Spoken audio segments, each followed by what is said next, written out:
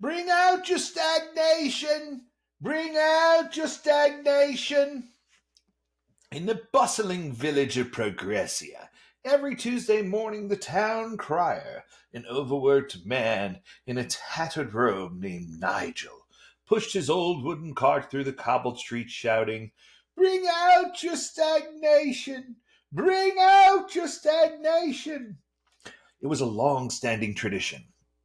Villagers would shuffle about their homes, dragging out bad ideas, outdated habits, and half-baked projects, dumping them onto the cart so they could be disposed of properly.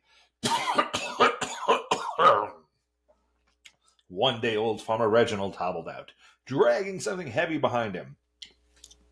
"Here's my crier," he grunted. "Oh, it hasn't moved in years." Nigel peered down at the heap of dusty resignation letters, ignored training courses, and a suspiciously untouched LinkedIn profile. He poked it with a stick. "Oh no, it's not quite dead," Nigel said. "It just needs a bit of effort." "Nonsense," says Reginald. "I'm stuck, out of ideas, and might as well give up." Suddenly, the heap of career mistakes coughed and sat up.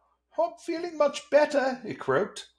"I think I'll take a course on Agile leadership in AI and try social networking again." Reginald frowned. "Look, can we just throw it on a cart? It makes things simpler." But Nigel shook his head. "You see, mate, the problem isn't that your career is dead. It's that you stopped improving. If you're still breathing, you can still grow." A murmur of agreement spread through the crowd. Yes, I suppose he's right. Yes, of course. People began dragging out their own half-forgotten goals, neglected gym memberships, dusty musical instruments, and an entire sack labeled New Year's Resolutions 2009 to 2024. Nigel grinned. "See, you don't need to get rid of the past. You need to upgrade it. Continual improvement, people. That's how we avoid ending up on the cart." From that day forward, Progressia had changed. Every Tuesday, instead of throwing away their stagnation, people took their old ideas and revitalized them, learning new skills, trying new methods, embracing a growth mindset. As for Reginald, well, he got himself a CSM certified Scrum Master designation and became quite the success, though he still grumbled about it. In case you haven't figured out, this is our Friday Agile, Not So Agile episode of the Daily Stand-Up Podcast, and this story is a direct reflection of a Monty Python skit.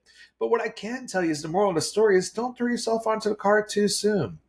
If you're still breathing, you can grow. And I think that too often we underestimate our ability to progress. We underestimate our ability to secure a better way of doing things. We underestimate our ability to figure out new ways to collectively solve problems. We think about the easiest solution, which sometimes feels like giving up. But in actuality, giving up doesn't give us any further progress. It just gives us an excuse. And what I can tell you from my own mindset is that I've had several times where I just wanted to lump myself on the cart.